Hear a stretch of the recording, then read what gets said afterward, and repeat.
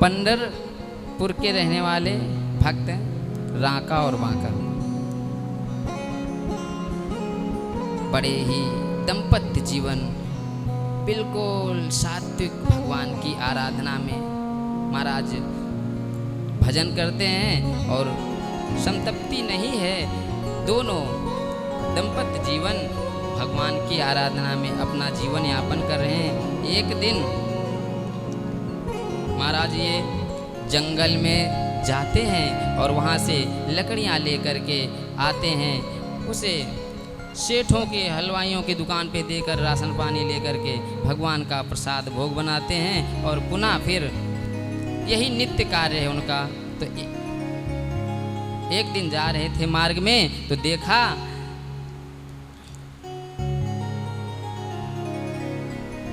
भगवान के भक्तों की परीक्षा होती है। तो भगवान राका बांका जब जाते थे तो वो भगवान के नाम का संकीर्तन करते जाते थे। अच्छा, दो व्यक्ति जब जाएंगे तो थोड़ी दूर जाते ही वो महाराज बात करने लगेंगे। तो बात ना हो इसके कारण भगवत नाम का उच्चारण हो तो थोड़ा दूरी बना के हैं पति पत्नी पर बिल्कुल थोड़ा फैसले से चलते हैं। आगे राका चलते हैं, पीछे से बांका पत्नी, और भगवान का कीर्तन करते हुए जंगल में जाते हैं। समिधा लकड़ी लेकर आते हैं, भगवान का कीर्तन करते श्री कृष्ण गोविंद हरे मुरारी हे नाथ नारायण वासुदेवा। श्री कृष्ण गोविंद हरे मुरारी हे नाथ नारायण वासुदेवा। श्री कृष्ण गोविंद हरे मुरारी हे नाथ नारायण वासुदेवा।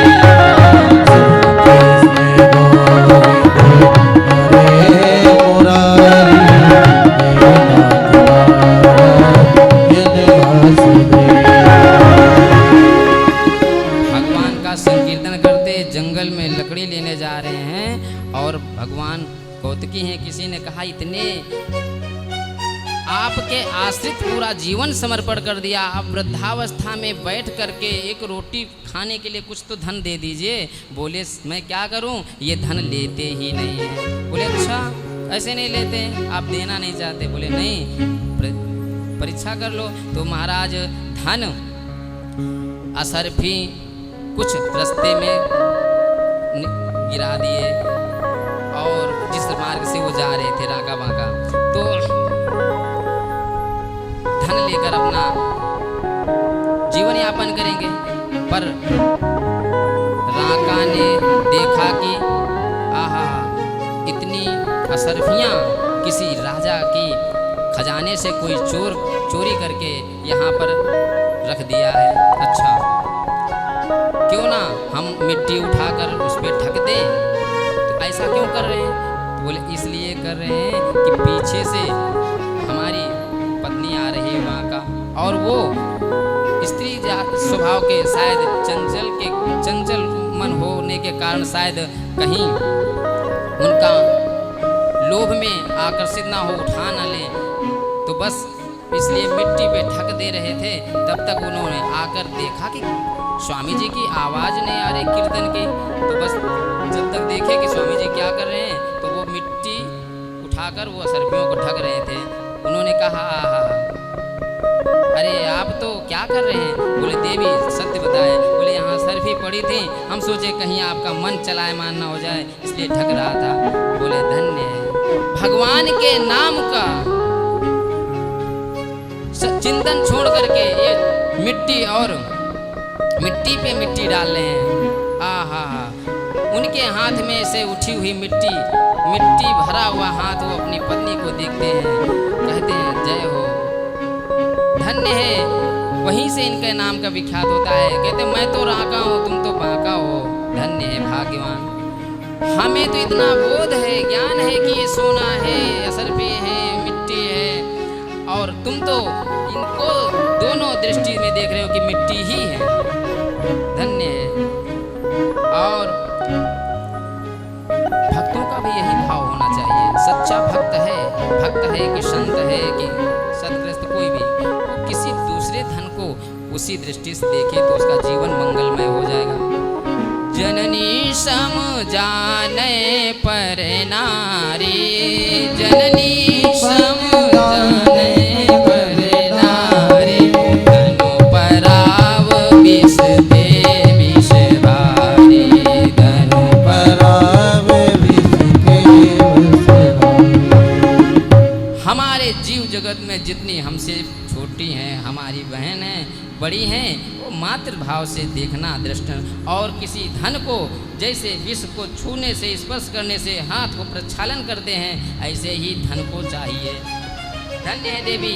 अब राका बांका को देख करके इस क्रिया को बोले देखो, कह रहे थे देते हैं लेते नहीं हैं, अब तुम देख लो। बोले अच्छा कोई बात नहीं। अब ये लौट पड़े, जंगल में गए तो वहाँ पर कोई लकड़ी नहीं मिला, तो राका ने कहा स्वामी देख रहे हो ये कैसा नतीजा है, वो जो हम दूषित धन देख लिए ना, उसी के कारण आज हमें भूखे सोना पड़ेगा, भोजन भी नहीं मिलेगा।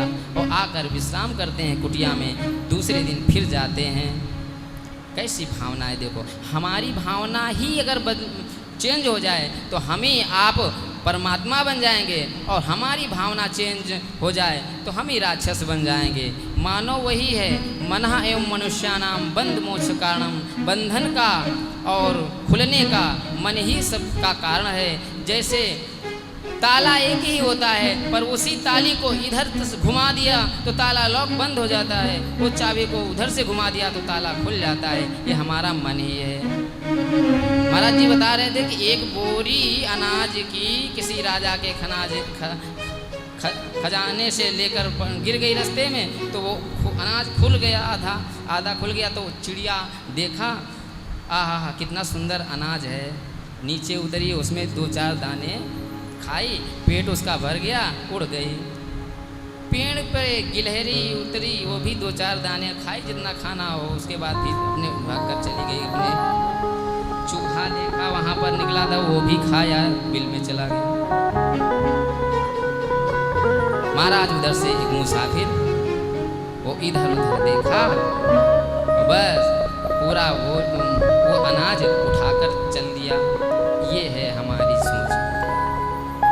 हम पशु पक्षियों की श्रेणी से शिक्षा लेना चाहिए। उनको पेट में आ गया, बस कल की चिंता नहीं है। अरे जो आज दिया है वो कल भी देगा। वो खाकर कितने लोग चले गए और वो अकेले ही उठाकर ले गए, पर ऐसा नहीं। भक्त कभी भी प्रत्यक्ष अप्रत्यक्ष अग से डरता है। दूसरे दिन जब गए तो भगवान ने कहा अच्छा ठीक है, इनके कार्य में ही कुछ फेरा फेरी किया जाए। तो जब लकड़ी लेते हैं तो भगवान क्या किए, जिस जंगल में लकड़ी लेने जा रहे थे राका बाका, उस जंगल में पहले ही जाकर के लकड़ी का गट्ठर बांध कर दिया, ताकि इनको देर विलम्ब ना हो और जल्दी से लकड़ी उठा करके मार्केट में चले जाएंगे। कल कुछ खाए नहीं है, भूखे हैं जल्दी आज से। तो बोले कि अच्छा। अब जैसे ये उसी वन में गए तो लकड़ी देखा, गट्ठर बंधे रखे हैं।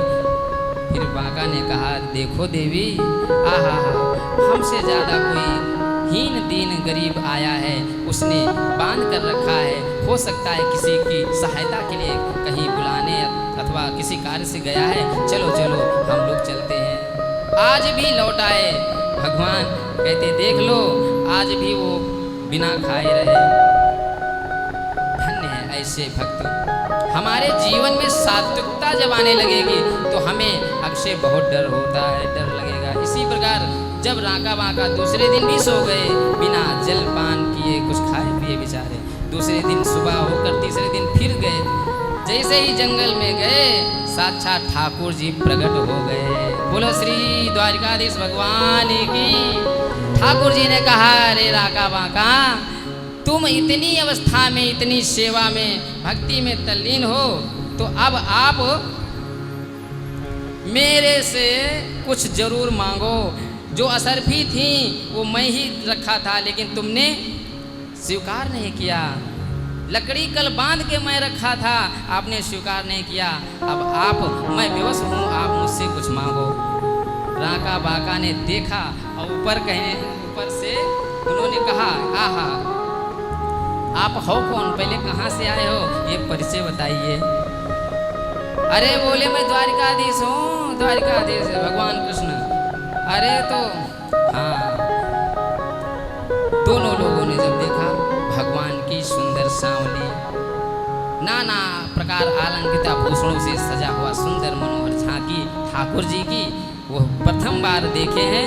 आए हम सब एक पद बोल करके फिर हम सब महाराज श्री का आशीर्वाद और पवित्र वाणी का लाभ हम लेंगे। हम सब लोग भगवान की मंगलमय गौरव गाथा का। रागा बागा ने जैसे ही देखा वो सुंदर सांवली सुंदर मूर्ति, महाराज सुसज्जित पीताम्बर नीलांबर, आहा श्री जुगल सरकार खड़े हो गए, त्रिभंग ललित सरकार।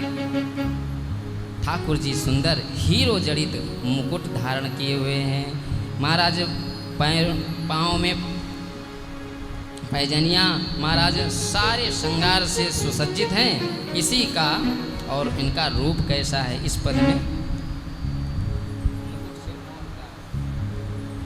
भगवान, अच्छा भगवान कृष्ण जो हैं तो ये मुकुट मयूर का धारण करते हैं और हमारे रामलला जी महाराज हंस के ऊपर सिरताज में रहता है, लेकिन राम जी भी मोर का मुकुट धारण किए हैं जनकपुर जाते समय।